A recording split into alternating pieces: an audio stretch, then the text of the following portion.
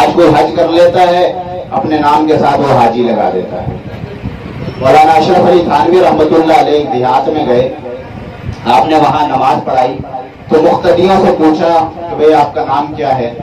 ایک مقتدی نے کہا کہ حاجی عثمان، ایک نے کہا حاجی یعقوب، ایک نے کہا حاجی یوسف، ایک نے کہا حاجی ابراہیم۔ اب جس مقتدی سے پوچھتے وہ کہتا حاجی فلاں حاجی فلاں۔ اچھا مقتدیوں نے پوچھا حضرت جی آپ کا کیا نام ہے؟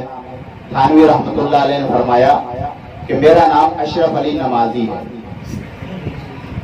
تو حاجی کہنے لگے لوگ یہ کیا بھائی اشرف علی نمازی یہ کیا ہو گئے؟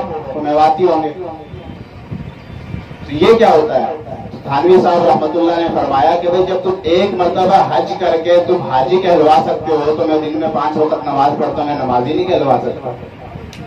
تو یہ تو ریاکاری ہے، دکھلاوا ہے کہ حج کر لیا اب وہ جی حاجی صاحب۔